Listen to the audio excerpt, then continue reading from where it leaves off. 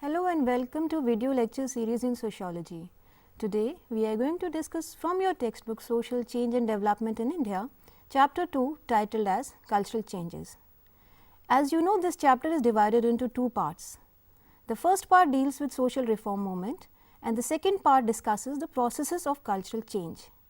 In the previous lectures on this chapter, we have discussed about social reform movement in India and some processes of modernization and enlightenment. Today, we will discuss two other processes of cultural transformation. These are Sanskritization and Westernization. Unlike other processes of cultural change, they are specific to Indian context, particularly the process of Sanskritization. Let us understand what do we mean by Sanskritization. The term is coined by M. N. Srinivas. It is defined as a process by which a low caste or tribe or any other group takes over the customs, rituals, beliefs, ideology and style of life of a higher caste, particularly a twice born or a Dvij caste. To understand the concept of Sanskritization better, let us briefly discuss the caste system and its features. Caste is a form of stratification. The caste-based stratification of the Indian society has its origin in the Chatur Varna system. What is Chatur Varna system? According to this doctrine, the Hindu society was divided into four Varnas, namely Brahmins at the top, Kshatriyas, Vaishya and Shudras at the bottom. The Varna system prevalent during the Vedic period was based upon division of labor and occupation. The caste system divides the society vertically. Every caste is further subdivided into subcastes, whose members follow a common occupation, social and ritual life, a common culture and are governed by an authoritative body which is the caste panchayat. Let us discuss the main features or attributes of the caste system. One of the important attribute or feature of caste system is that caste is based upon ascription, where both the status and occupation of an individual is determined by birth. Second, castes are graded and arranged into a hierarchy on the basis of their social superiority. Another important feature of caste is that choice of occupation is not free in caste system. Each caste or a group of allied caste is traditionally associated with a particular occupation. Castes are further divided into subcastes and each subcaste is an endogamous group. What do we mean by endogamy? Endogamy is in fact the essence of caste system, which means that every caste or subcaste insists that its members should marry within the group. Each caste has its own traditional social status, occupations, customs, rules, regulations, and there is an unequal distribution of privileges and disabilities among its members. And finally, there is absence of vertical mobility in caste system.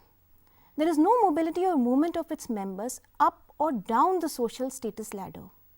A person's status at birth is his lifetime status. It is in this context that the meaning of Sanskritization becomes important, as the process of Sanskritization is an endogenous source of social change.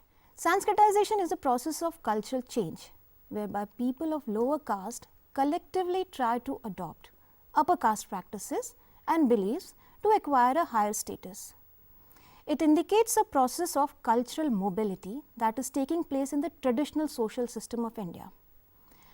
You can see the impact of Sanskritization on language, literature, ideology, music, dance, drama, rituals, styles of life. The Sanskritization of a group has usually the effect of improving its position in the local caste hierarchy.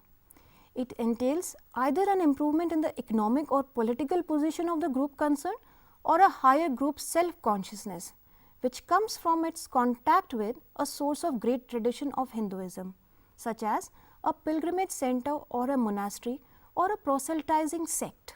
Through Sanskritization, people want to improve their status by adopting names and customs of culturally high-placed groups. Apart from culture, the reference model is usually financially better off as well. In both, the aspiration or the desire to be like the higher placed group occurs only when people become wealthier or have resources to do so. It is also true that in modern societies, wealth offers chances of mobility and rise in social status irrespective of one's caste status. However, the process of Sanskritization is not so simple and straight as defined. It is as complex as the caste system itself, because the social acceptance of the group undergoing mobility or social mobility may not be so easy to come. In a highly stratified society such as India, there were and still are many obstacles to any easy taking over of the customs of the higher caste by the lower caste.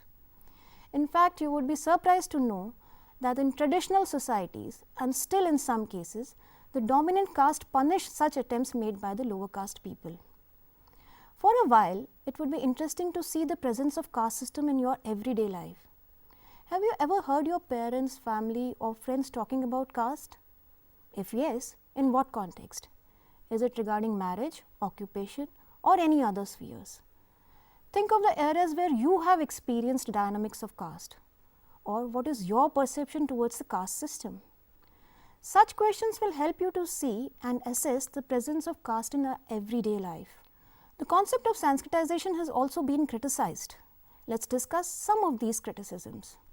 The first is, Sanskritization is criticized for exaggerating social mobility or the scope of the lower caste to move up the social ladder. But this mobility has not led to any structural change or change in the caste system as such.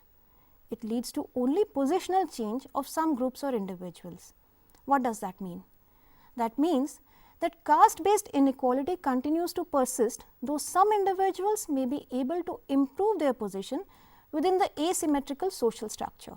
Secondly, Sanskritization accepts caste-based social inequality as real, which means the ideology of Sanskritization accepts the position of upper caste as superior and the lower caste as inferior. Therefore, the desire to imitate the upper caste is seen as natural and desirable, and somewhere it justifies the caste hierarchy. This leads to the third point of criticism, that Sanskritization justifies a model that rests on inequality and exclusion. It appears to suggest that to believe in pollution and purity of groups of people is justifiable or is all right.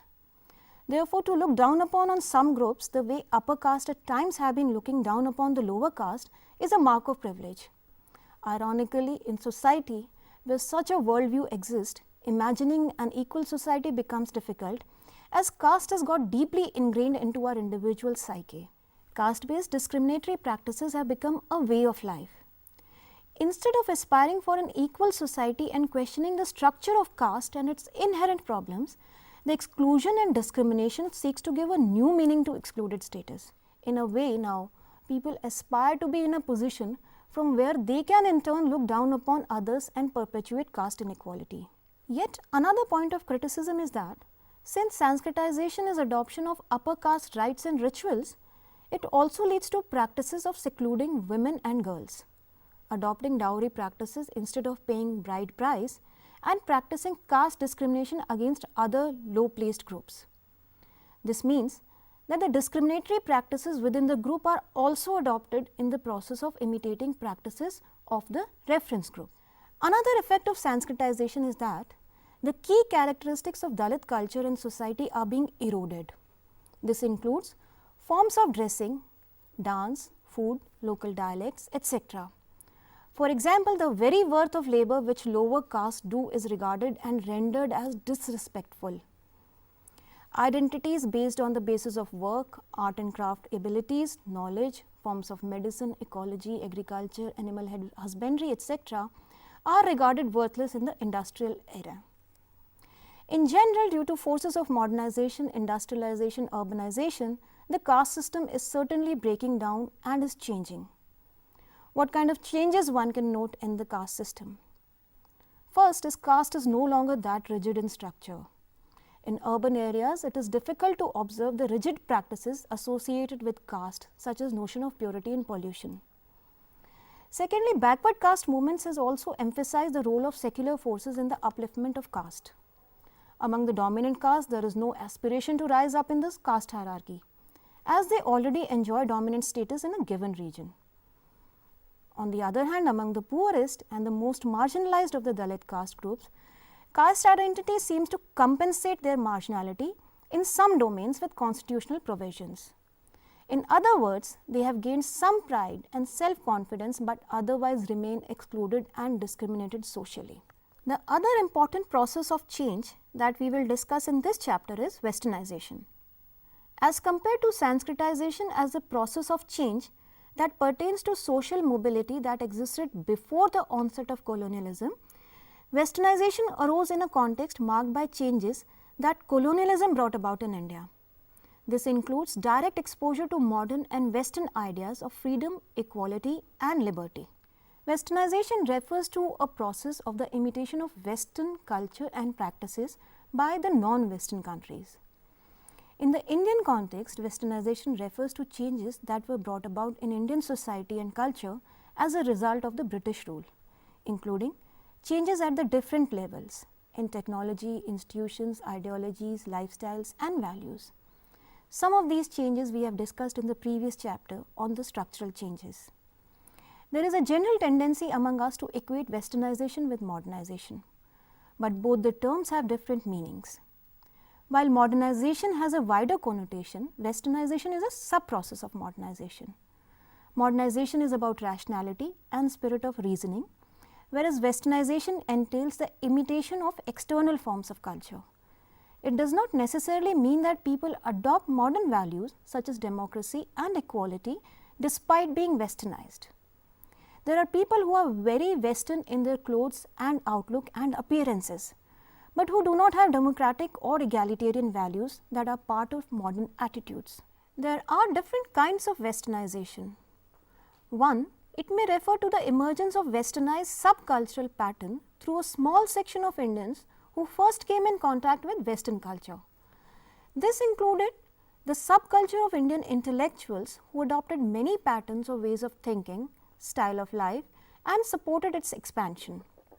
Example, many of the 19th century social reformers attempted to introduce Western style of education in India. However, this was a small section of society which adopted Western lifestyles and were affected by Western ways of thinking. Apart from this, there has been a general spread of Western cultural traits, and it has become intense in the last few decades with forces of globalization and migration. This includes the use of new technology, gadgets, dressing styles, food habits, lifestyle, English language, and idea of recreational activities. Observe and identify the ways in which Westernization has influenced our lives. One small instance is how soft drink has replaced humble lassi as welcome drink in our houses. The traditional sewing and embroidery has been replaced by ready-made pieces. Chocolates have replaced homemade sweets on Diwali and other festivals. There is provision of even sending an e-Rakhi to your brother located in any part of the world. According to M. N. Srinivas, while lower castes sought to be Sanskritized, upper castes sought to be Westernized. However, we cannot generalize in a complex society like India, which is culturally so diverse. Westernization also often becomes source of conflict between generations. Where the elders value tradition and expect younger generation to follow it, younger generation is getting drawn towards Western lifestyle, culture, values and music. To conclude, let us summarize what we discussed today. We discussed about process of Sanskritization and its criticism. We also discussed about process of Westernization and how it is different from modernization, and how both these processes have resulted in cultural changes in Indian society. In the next part, we will discuss about process of secularization and globalization. Till then, you can enjoy reading.